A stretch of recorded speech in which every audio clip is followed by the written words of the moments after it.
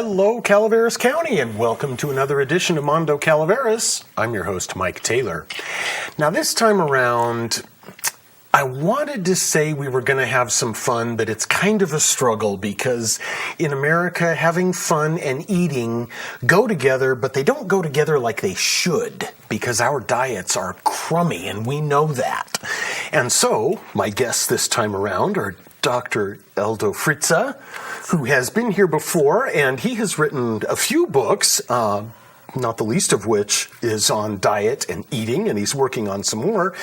And I have biochemist Getty Ambou, who's written several books, both fiction and nonfiction, and really centers on eating. So, gentlemen, thank you very much for being here. Thank you for inviting me. You're welcome. You bet. Now, like I said, the American diet is garbage, and I find it fascinating because just before we started filming, you guys are both from outside the United States. And I'd like to hear, sort of the Italian and the Ethiopian mindset as you've come in and gotten here to the U.S. and found what crummy food we eat.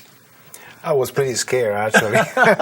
Scary. I came here after my medical school, and the first things I noticed is the size of the people here. Mm-hmm.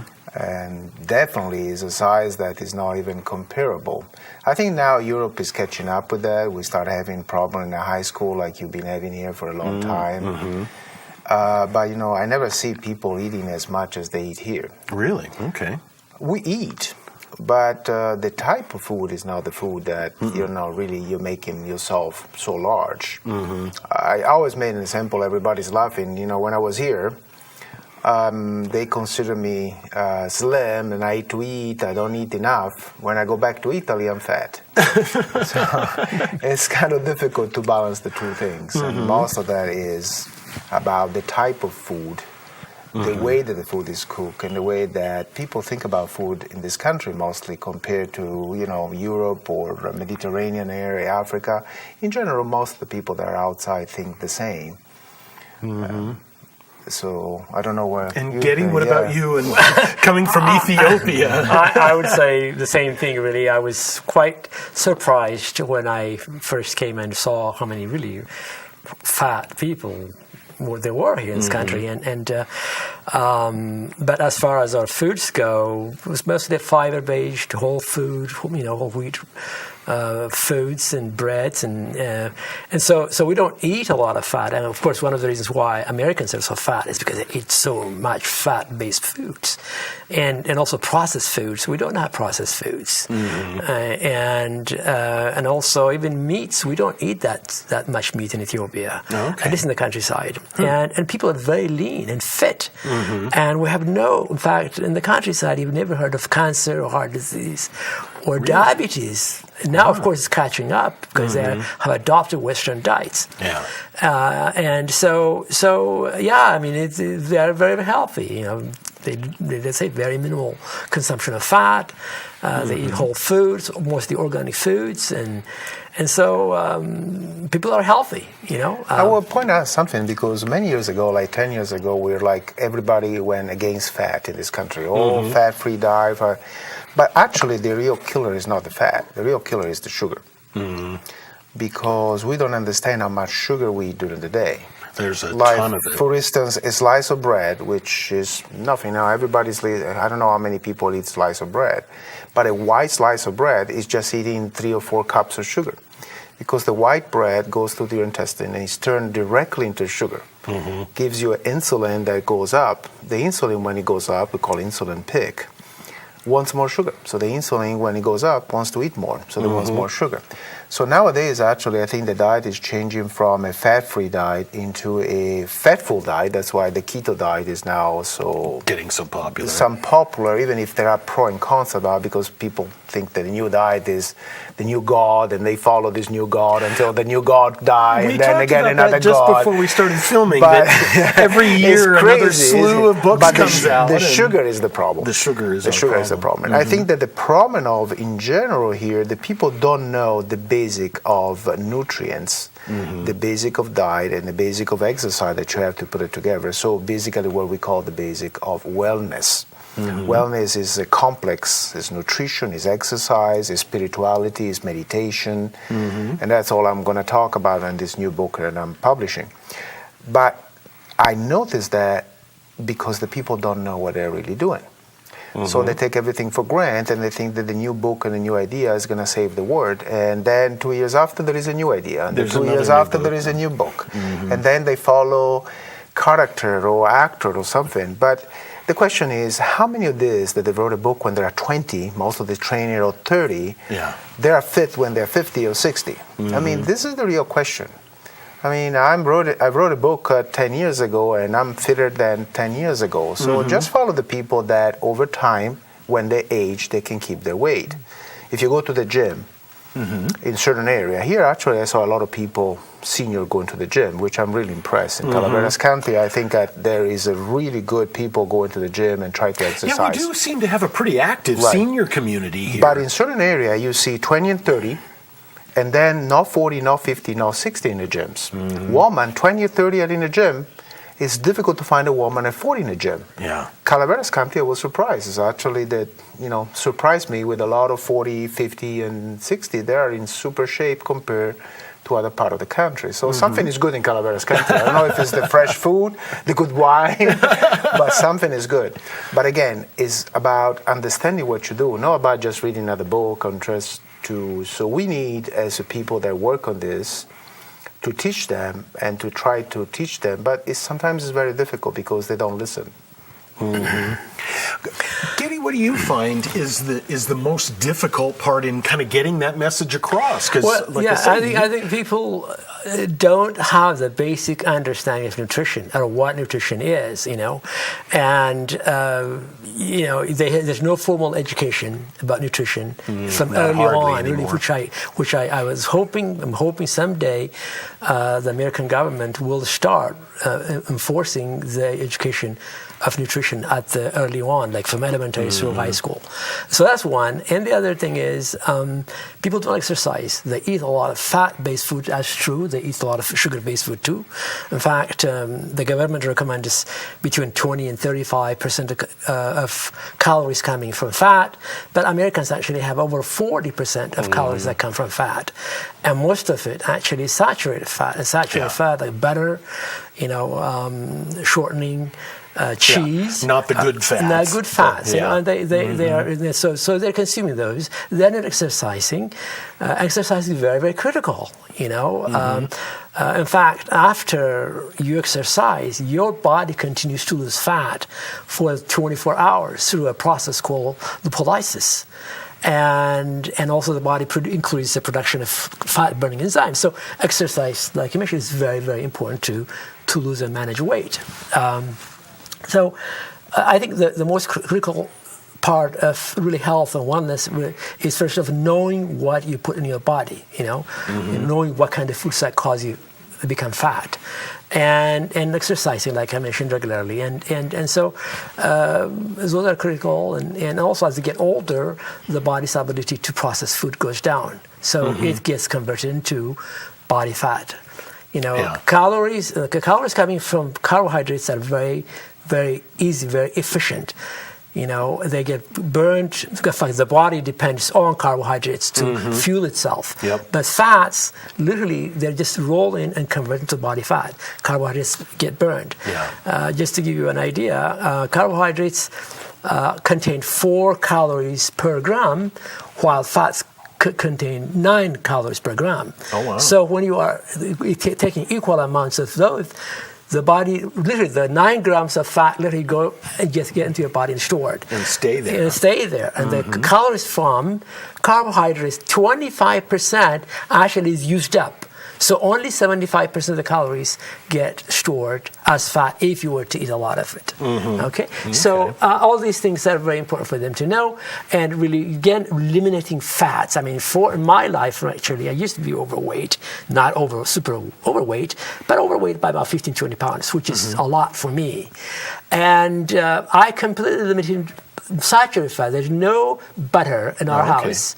And we only use olive oil. There's no butter in my house too. And of course, olive oil, we're like growing up on olive oil. We put in the coffee. That's right. So olive oil, vegetable oil is what we use.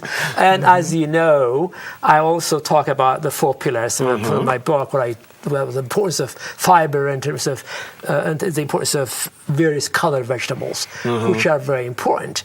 Unfortunately, Americans don't eat enough fruits and vegetables, and the only way to really get that amount, a fairly good amount of fruits and vegetables, is by blending. As I mentioned before, 20 to 25 different fruits and vegetables, blend them, store them in your fridge, and drink that on a daily basis. That's what I live on. My wife and I live on, and my health had completely reversed in the last 10 years. I know you said if you look younger now than from 10 years ago. Yeah, I feel the same way. I feel tremendous. No, but actually I have a picture on my last book, which is Slim the Italian Way.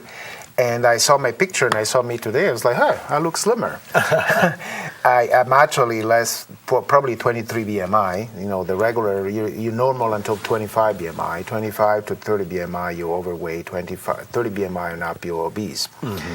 But also on the vegetables, first of all, I'm a little bit more on carbohydrate. A lot of people don't understand that they eat carbohydrate is everywhere. It's in a coffee, it's in a juice or something. But I give you some example how people don't understand. For instance, you said you eat vegetables. Great, but which vegetables? Yeah.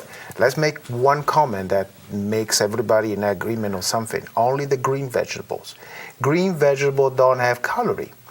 Every colored vegetable has carbohydrate. That's why they have color. Same thing on the fish. If you have a red fish, like shrimps or something, they have fat. That's why they're red. Otherwise, they'd be white like a trout. Okay. Right? So if you have carrots, you ingest carbohydrates. Some carbohydrates. So it's sugar. So you have to control how many carrots you eat. Now, the problem is not the carrot by itself, but if you take the carrot and you eat it like this, it's good because you need to have a certain amount of vegetable per day. The problem here is that you need to have some dressing on it. Yeah, we've got to have the ranch dressing to dip them in. Okay, thank you to get me the ranch because I'm going on a ranch now. I'm going to the ranch. He's going after our ranch, folks. Here's the ranch.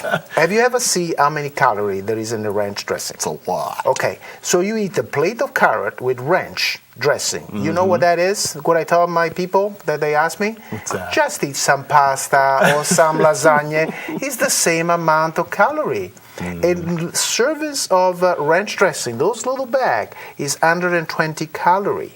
And usually I saw people put in 3 or 4. So 120 times 4, it means 500 calories. Yeah. 500 calorie in dressing. In What just are dressing. we talking here? That's 500 almost a dressing. quarter of your daily intake of calories. Another example, I have people that say, oh, juice is good. You have to give juice. And then he's going to give me the chance, after he wants to talk about it, comment on this, about kids. I have a baseball player that came as a patient. Baseball player, he was in a pro league. So he's supposed to know some nutrition to keep it. And he said, Doc, I keep myself in shape. I drink like a gallon of grape juice a day. You know how much calorie there is in a grape juice? Wow, you may as well be drinking Coca-Cola. No, actually Coca-Cola is better. Better for you. Better. Because the number one cause of childhood obesity is juice. Juice? Yeah. Okay. Juice is, I don't drink juice in the United States. Yeah. I do not buy juice. I do not drink juice. Juice in the United States is sugar. The only time I enjoy the juice is when I go to Europe or when I go to South America, because that's our juice from fruit. It's fresh squeezed. Here the juice is sugar and some taste of. I saw people going to the supermarket buy orange drink. Orange drink look like orange, but is 90% sugar. Yeah. So when you eat sugar, the sugar get metabolized into fat. So at the end of the day, sugar can be metabolized into fat. Now we need some fat. Fat are now coming back. Our liver and our body need some fat, but good fat. Like for instance, I eat fat from the avocado. I eat fat from almonds. Those are good vegetable fat, olive oil. But remember, if you cook the olive oil, then you lose the olive oil because there's difference between saturated and unsaturated fat. Okay. When you cook the olive oil is good when it's fresh. That gives you the good fat that we need to build our body. But if you cook it, you saturate it, you might as well eat butter. Oh, okay. Right. So there is, that's why education is good. I don't know if you want to comment, because I have some comment about children, because I think that's what everything started, and we don't talk about it. But I don't know if you want place to start too, about it. because we learn these bad habits when we're kids. Yes, and then we perpetuate it. And then we perpetuate it. So by the time we leave home and we go to college, we've learned to eat Bad. this way, which is terribly. So why don't you both comment on how do you start a kid out and get them into the habit of eating correctly? You just start from early on and Yeah, just take away the juices. I mean, juices are processed. When you process them, you literally remove all the key nutrients, vitamins and minerals. And so, like you mentioned, what you have is pure sugar. And pure sugar is not healthy, especially if you consume a lot of it. Yep. And so the only way to educate kids is to take away all these processed foods, your sodas, your juices, and get them introduced to my 4 pillars. Blend these fruits and vegetables, not a lot of fruits, but mostly vegetables, and get them, because you have the phytonutrients, which are key to health. You have the vitamins and minerals and fiber. You have all the 4 key ingredients to health are all in the 4 pillars drink. So if you give them that, then your body really becomes well nourished. You do have less deposit of fat, because vitamins and minerals are very key in the metabolism of fats and as well as carbohydrates. So the best way really is to educate them. A formal education in school would be great, and also the families have to be educated enough to know enough to make the right choices. Well, sadly, before Dr. Frezza comments, I think we have to actually educate the adult population too, because that's who's educating the kids, and that's who's been teaching all these bad habits over these years. You know what they say down in the South? What's that? When mama fat, everybody in the family is fat. Basically, it needs somebody in the family to lead the way. If your parents cannot lead the way, everybody in the family is doomed. Unfortunately. Everybody's going to be overweight. But let me go back to the children. Sure. I've been here in the country for a while, but the only time I see something they make was, I think during the Obama, that they tried to take the soda machine out, the snack machine they made out, a pretty big push with that. They made a push, but now they went back, of course. But the issue is most of the kids don't have home food, so they take food in the school, which is good. But what they serve a hot dog, which is processed. They serve cheese. They serve juice or drinks or something, which is not good. The other thing is they don't have to exercise until the 8th grade. It's not mandatory. This is amazing when I find it out. School is mandatory. I talk like this because I have published actually an article, which you can find it on the internet, on Annals of Nutrition, on obesity in children and how to tackle that. So they don't have to exercise until they're 8th grade, officially. They can, but they don't have to. So they don't know how to do that. They don't know how to eat or something, they snack, and sometimes they're really overweight and they go there, and you cannot say the word FAT because it's BAD. It's bad, right? I mean, think about it. If you call me fat, I'm going to go home and diet and exercise. But somebody else take it as personal. So is it personal because you have something to hide? Or is personal why? Because people supposed to have a mirror at home. And that, you have to work. There was this theory called HELP. I don't know if you heard about it. HELP. It was nice because it's called HELP. It's health for everybody, for a lifetime, and personal. So I like the P of HELP because the lifetime health for everybody needs to be personal, because what it works on you, on me, doesn't work on them, and so forth. But we never really explored this. It was a nice movement a few years ago about introducing this health theory in the school, but that went to the wrong side, I guess. That seems to be sort of the way America does it, even as we talked just a few moments ago about the new book that comes out this year. And this year we have 4 new books on this is the diet, and this is how we're all going to lose weight, and this is how we're all going to get fit. So it seems like everything that we do with regard to our health and more specifically our nutrition, is in fits and starts. Yes. We get excited and, okay, let's do this. And, you know, for a while, the Atkins diet, everybody was doing the Atkins diet. Right. And we learned that doesn't exactly do it the way your system should do No, it. because you need carb.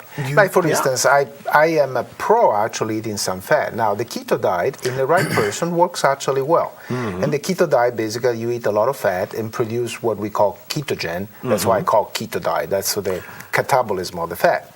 So in the right person is okay, but they are starting giving keto diet to people that they cannot eat because they have high cholesterol, high triglyceride. So really they need to have somebody that understands the whole body and the metabolism of the body before giving a diet. In certain people work because you take away the carb. But again, let's go back to the basic. I'm Italian. I've been eating a Mediterranean diet. Mediterranean diet has been there since Christ or before Christ. And has been working for all these many years. And we eat carbohydrates. Yeah. We eat fat. We eat not much processed food with a lot of vegetable fibers or something very important. But portion. That's the main thing. Because here, if you go to the restaurant, if you order a pasta, first of all, it's a portion that you can eat in 3 people in Italy. Second of all, the pasta is drowned in the sauce, which is almost butter, not tomato. So this is bad. In Italy, the portion of pasta is 100 grams. 100 grams is enough to fill the bottom of the plate. Okay. That's it. That's it. And then you eat your protein, then you eat your salad, you eat your fruit, and then you can eat also a piece of cheese. It's okay, but not 3 slices of cheese, like a good slice of cheese. We use that as a dessert. We can eat also dessert, but what we eat like sorbet. So a water-based gelato, not a milk-based or cream and fat-based. Okay. Yeah. So here, if you go dessert, they give you like 3 pounds of cream cheese. Yeah. How can you eat that after dinner? Yeah, after the dinner that was already 4,000 calories. Even your body cannot work on that. It's it's like an extra exercise for the body. Well, that's why when you get home, you fall asleep and you don't wake up for 12 hours. Exactly. It's like going to the gym, eating that piece of cake. It's a lot of work to digest it. What do you guys think is the way to make that first little change at home? What can moms and dads do as they're sitting thinking about this, and they know they need to eat better? They know they should skip the frozen food aisle in the grocery store and go to the fresh produce aisle instead, but they don't do it because they're in a hurry. They think they need to have dinner ready in 10 minutes, not a half hour, an hour. Well, I cook every day. Yeah. And I can cook in 20 minutes because I've been cooking forever. Because you've been doing it. Sometimes I ask them to people, so do you cook? Oh, yeah, I microwave. I'm like, okay, that's not cooking. But there is one thing, and then I leave the word, that I suggest in my book. Shop in the outskirts of the aisle. Just don't go through I've the heard aisles. that before. Don't go through the house, just around the house. Around the grocery store. Close your eyes and think about any shops that you shop. We cannot say names. Yeah. Any shops. But you start, there is always vegetables. Then there is the milk. Then there is the bread. Then there is the produce. And there is the cashier. Don't go through the aisles. Yeah. Actually, I was going to talk a little bit about fat. It's true that we don't eat. Fat is very important. Fat important for your brain. Fat important for your body because this is a fatty, that's your insulation. But the kind of fat that we don't eat more often are the omega-3, omega-6 fatty acids. They're called essential fatty acids, and they're very important for the health. I mean, they actually have tremendous control over your entire metabolic process, and so you get them from fishes. It's a bit of salmon, mackerel, tuna. You also get them from sunflower, flax seeds. I live on flax seeds. I drink that practically every day. And it was. By the way, me too. A cup of every morning my yogurt. It's 2 serves of flaxseed, and almond because that almond has also omega. So see, we didn't even talk about it. The basic, the concept of nutrition is the same. Doesn't matter if you're from Italy, from Ethiopia, if you're from America. It's just understanding it. Sorry for interrupting. Yeah, that's good. The smoothies actually in the morning, if I go out this morning, Yeah, I have my smoothie's berries, blueberries, Yeah. raspberries, and the different berries, and a banana, and flax seeds. That's what I drink. Blend. Sometimes I actually drink during the day too. And so those are very, very important, and we have to have those on a regular basis. Get rid of the saturated fats, but you need to have the essential fatty acids, olive oil we talked about, the nuts, and also the various fish. So you definitely want to have those because they're very critical for your brain. In fact, as you get older, your brain cells start to die, and if you get enough of the essential fatty acids, it's supposed to be repair and rebuild the brain cells. Okay. And the other thing about the carbohydrates, I think you mentioned about carbohydrates, how important they are. Yes, they do have to have consumed on a regular basis, but managing your food, I think we talked about managing what you eat, portions. First of all, Americans, we eat a lot of food, and I guess I feel so sorry for them when I see their plates. And they're going to, and also managing your diet as when you eat it.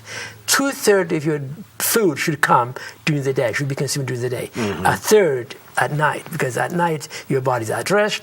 Only it needs to run the basal metabolic processes like digestion, respiration, and circulation. You don't do anything else. You don't exercise. So it certainly reduce your amount of food that you take during the evening time.